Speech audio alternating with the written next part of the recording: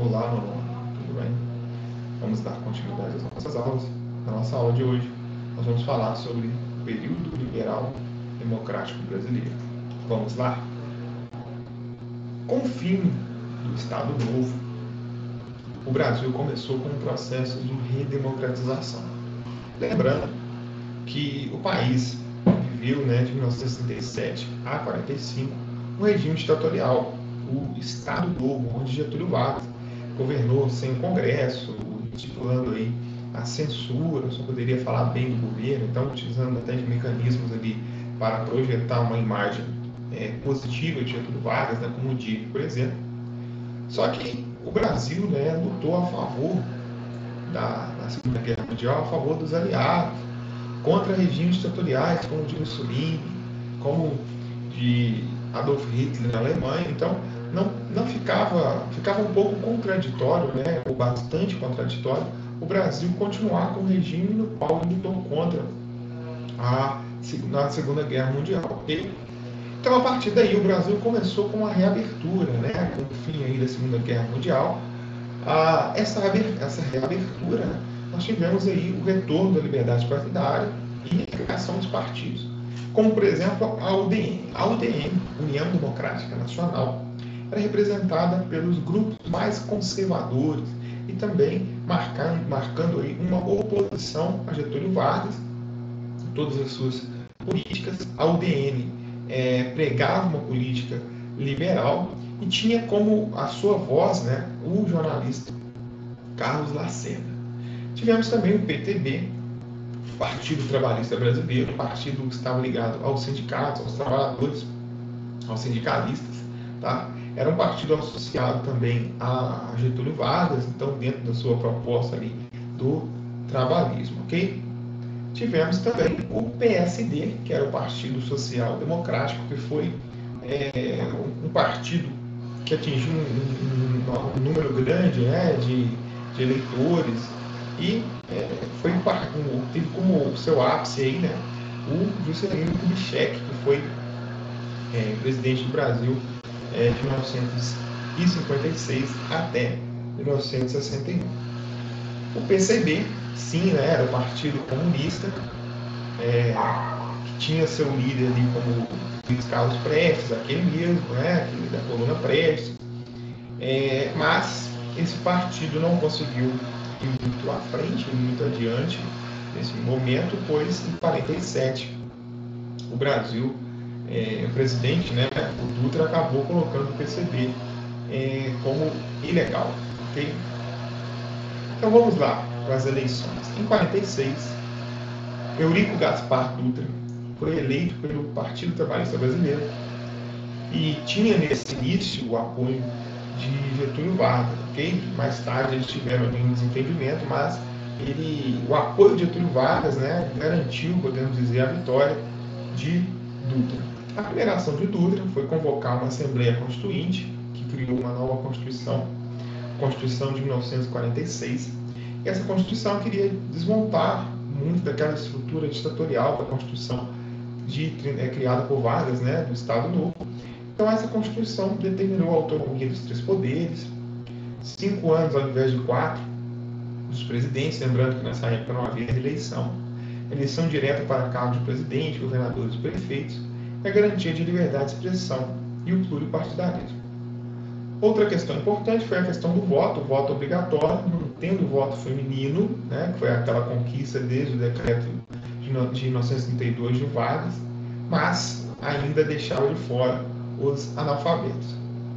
E também ali um pouco da reinteração das leis trabalhistas. Então pegou alguma coisa do legado de Getúlio Vargas, mas ao mesmo tempo adotou medidas mais liberais. Okay? A política, dentro da questão política, o governo Dutra foi marcado pelo alinhamento com os Estados Unidos, principalmente durante, é importante, lembrar que o mundo era um mundo bipolar, o mundo da Guerra Fria, ou você tinha que escolher um lado, ou os Estados Unidos e seus aliados, ou o lado socialista da União Soviética. O Brasil, então, de Dutra, teve um alinhamento aos Estados Unidos, ok? Então, esse alinhamento, ao mesmo tempo, automaticamente, o Brasil teve um rompimento né, das relações diplomáticas com a União Soviética. Essas políticas liberais, em certo momento, né, em certo ponto, ela tinha um lado mais conservador também, que era de colocar o Partido Comunista na ilegalidade. Então, esse alinhamento com os Estados Unidos fazia parte, então, dentro desse jogo político, né, da luta contra o comunismo, não deixar o comunismo se espalhar pelo mundo. Então, como o Brasil aderiu ao lado dos americanos, ele também colocou o Partido Comunista na ilegalidade, ok? O Dutra também adotou uma política aí de controle, né, dos sindicatos, restringiu ali o número de setores que tinham direito à greve, manifestações. Então, essa questão de controle, né, os sindicatos foram fechados, né, sindicalistas presos, fazia parte também dentro dessa política de não deixar o socialismo se espalhar, né, dentro dessa visão americana, os partidos sindicalistas, né, os sindicalistas estavam ligados mais a ideias de esquerda. Então, esse controle dos sindicatos, além de agradar, lógico, a burguesia, né, os grandes empresários do Brasil. O Dutra, o seu plano, né, de governo, chamado Plano Salt, plano que queria melhorar, né, a saúde, a alimentação, o transporte e energia, tá? Ele previu, então, ali, investimentos nessas áreas e teve como seu legado, aí, né, um dos seus legados, a pavimentação, né, que veio se chamar depois a rodovia Presidente Dutra, que liga Rio de Janeiro e São Paulo, tem esse nome até os dias de hoje, ok? Porém, chegou o fim das eleições, do governo Dutra, né, novas eleições de 50, e Getúlio Vargas retorna nos braços do povo, né, como ficou conhecido na história. Ele teve uma ampla, né, vantagem, vamos dizer assim, né, em questão de votos, de aceitação do povo, né, o povo gostava mesmo de Getúlio Vargas, e Getúlio Vargas pegou o Brasil numa situação onde havia já uma tensão, né, o mundo da Guerra Fria, então de setores ligados mais a interesses liberais e setores mais ligados ao nacionalismo, ok?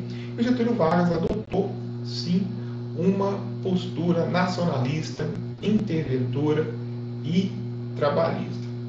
Nesse contexto, né, tivemos a criação da Petrobras, havia uma discussão sobre isso, mas a campanha O Petróleo é Nosso, e Getúlio Vargas então conseguiu, né, que fosse criada mesmo a Petrobras em 1953, aí, com, lógico, né, a intervenção estatal, o monopólio da exploração do petróleo pelo Estado brasileiro. Isso desagradou fortemente certos grupos da elite brasileira, né, alinhados principalmente a interesses norte-americanos, ok? Porém, além o projeto da Eletrobras, né, que Getúlio Vargas lançou, foi aprovado aí mais tarde, né, mas a criação do BNDE, né, também foi muito importante nesse contexto de desenvolvimento da indústria, né. O Getúlio Vargas continuava com sua política do trabalhismo, né, então todas essas questões ligadas ao nacionalismo num contexto de Guerra Fria, de disputas entre nacionalistas e liberais, né, gerou também, né, esteve aí associado também a questão da inflação. E a inflação, lógico, né, atinge a população brasileira em cheio, principalmente os mais pobres, os trabalhadores, né, e assim acabou tendo aí uma certa insatisfação popular com um grupo que, vamos dizer, né, que adorava Getúlio Vargas, né, colocava ele ali como ele tinha criado, né, durante o Estado Novo, a questão do pai dos pobres, né, toda aquela aplicação da CLT também durante o Estado Novo, mas nesse momento Getúlio Vargas estava com uma imagem um pouco arranhada, né, devido à inflação, né. Aí o Getúlio Vargas, como reação, né, ele tinha nomeado João Goulart, um político gaúcho ligado também aos sindicatos, né, para o Ministério do Trabalho, e o João Goulart propôs aí aumentar o salário mínimo em 100%. Né? Então vamos resolver os problemas dos trabalhadores. Isso gerou uma profunda insatisfação dos militares, que passaram a criticar Vargas, né, principalmente a ala udenista, né, então, principalmente a figura de Carlos Lacerda, né, que todo dia ia para o jornal e chamava Getúlio Vargas de corrupto, a culpa do Brasil estar nessa inflação, essa situação de Getúlio Vargas, né? Então, diante desse contexto, Getúlio Vargas já tinha também uma parte ali, né, da população criticando Getúlio Vargas, né? Diante desse cenário conturbado, no dia 5 de agosto de 1954, Carlos Lacerda foi atacado na porta de sua casa, no chamado atentado da Rua Toneleiro, em Copacabana, Rio de Janeiro. E as investigações, né, levaram a Gregório Fortunato, que era chefe da segurança do Palácio Presidencial da família Vargas. Esse atentado, ele não matou o Carlos Lacerda, mas matou o Major Rubem Vaz, que estava acompanhando Carlos Lacerda. E esse atentado foi o estopim aí, né? Se o Carlos Lacerda já estava todo dia falando mal de Getúlio Vargas, acusando Getúlio Vargas de corrupto, agora ele estava acusando Getúlio Vargas de assassino, né? Tentativa de assassinato. E diante dessa situação toda, né, o Getúlio Vargas poderia sofrer um golpe. Lembrando que não podemos isolar o Brasil do contexto da Guerra Fria. Os Estados Unidos tinham intervenção na América Latina, né? Então, o Getúlio Vargas poderia mesmo ser deposto, e ele acabou cometendo suicídio, né? A sua carta de testamento, que ficou famosa, e sai da vida para entrar na história, né? Isso levou uma comoção muito grande. A população brasileira até hoje, né, é muito falado, né? As rádios noticiando a morte de Getúlio Vargas, né? O símbolo aí do trabalhismo, o cara que criou as leis trabalhistas para o Brasil, que deu o voto feminino. Então, todo esse cenário envolveu, né, a morte de Getúlio Vargas. Saindo de Getúlio Vargas, quem assume em seu lugar era o seu vice, tá? O Café Filho, né, queria terminar o seu mandato, mas o Café Filho, faltando ali poucos meses para encerrar o mandato, ele tem problemas de saúde e assume Carlos Luz na presidência. E nesse contexto, nós tivemos a eleição de Juscelino Kubitschek. O Juscelino Kubitschek, ele era muito ligado às ideias de Getúlio Vargas, né?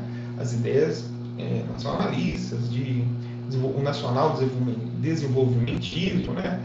Então, Carlos Luz, né, o pessoal da UDN, começaram a articular um golpe para que Juscelino não assumisse, né? Tinha uma questão, que se ele for candidato, não vai ser eleito, se for eleito, não vai governar. Então, já tinha uma trama, né? E o Juscelino só conseguiu assumir porque o Marechal Henrique Teixeira Lott, ministro da Guerra, organizou um golpe preventivo. Ele tirou o Carlos Luz, né? Ele ficou 3 dias como presidente do Brasil, e colocou Nereu Ramos para terminar o mandato, né, que seria de Getúlio Vargas, e assim garantiu a posse de Juscelino Kubitschek. O Juscelino Kubitschek, né, adotou políticas econômicas que buscavam o crescimento da economia, da indústria do país, modernizar o país, né, o Brasil entrar mesmo na era da indústria, da urbanização. Então ele criou aí, né, o chamado plano de metas, que estimulava investimentos nas áreas cruciais do país, como energia e transporte, e queria desenvolver o Brasil 50 anos em 5. Então, assim, né, o Brasil teve sim um crescimento industrial, um desenvolvimento urbano, né? Entre o seu principal fator, podemos citar a chegada aí das empresas automotivas no Brasil e também a construção de Brasília. Porém, nós tivemos as consequências negativas. No governo Juscelino Kubitschek, o Brasil continuou com problemas nas áreas como a educação, a agricultura, a inflação alta, a dívida externa aumentou e o aumento da desigualdade social. Foi muito bom por um lado, mas foi péssimo para o outro. O Brasil se endividou, a inflação, a dívida externa. E no lugar de Juscelino Kubitschek, entra Jânio Quadros, em 1961.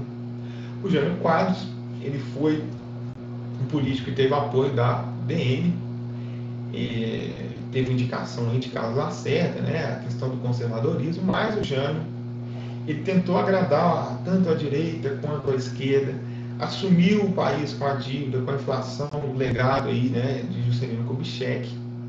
E o Jânio Quadros tentou adotar algumas medidas até um pouco estranhas, né, como a proibição do biquíni, proibição da rinha do galo, né, e uma medida dele muito controversa, né, para a qual ele foi eleito, foi a condecoração de Che Guevara, líder da Revolução Cubana, né, um dos líderes, em 59, há pouco tempo, no mundo, em pleno a Guerra Fria, no auge da Guerra Fria. Os Estados Unidos já estava aqui, já vigiava o Brasil, tinha medo que o Brasil se inclinasse para um lado socialista.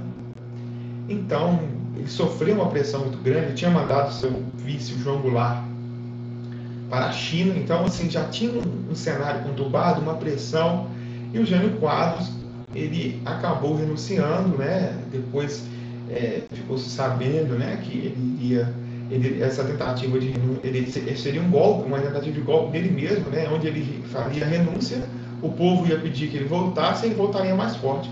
Só que o Congresso aceitou e o povo aceitou e ele acabou saindo. Quem assume no seu lugar, né, e aí é o nosso último presidente aqui dessa aula, é o Jango, tá? O João Goulart, que teve em princípio sua tentativa de golpe, dele não assumir, tá? E começou a famosa campanha da legalidade, né, liderada por Leonel Brizola. E diante dessa comoção, né, o Brizola também tinha apoio de uma parte do Exército, a campanha nas rádios, né? Começou-se um movimento no Brasil contra golpe, né, para que o João Goulart voltasse e assumisse a presidência, mas ele acabou assumindo no regime parlamentarista. E esse regime parlamentarista, né, quem governava era o primeiro-ministro, né, e ele ficou ali como presidente, mas não agia de fato, né, e ele, mais tarde, né, tivemos um plebiscito e voltou ao presidencialismo, e o João Goulart passou a governar. Então, ele assume a presidência do Brasil com uma proposta, né, de reforma de base, que era um conjunto de reformas estruturais em áreas vitais do país, como o sistema tributário, eleitoral, a ocupação urbana, mas o que pegava mais era a reforma agrária. E ele já tinha essa fama de ser ligado ao sindicato, começou-se a correr no Brasil uma ideia de que ele iria implantar uma república sindicalista, e o João Goulart acabou fazendo um discurso na Central do Brasil, milhares de trabalhadores, falando ali sobre as reformas de base, falando sobre a reforma agrária, e com isso o lado conservador do Brasil, a burguesia, fez, né, a famosa marcha da família com Deus pela liberdade, e em seguida, né, e lógico com o apoio dos Estados Unidos, tanques do Exército se deslocaram de Juiz de Fora para o Rio de Janeiro, né, o Exército começou a se movimentar para depor o Jango, e ele acabou indo se refugiar, saiu do Rio para Brasília, depois foi para o Rio Grande do Sul, e chegando lá, o Brizola, né, o Leonel Brizola, que era inclusive seu cunhado,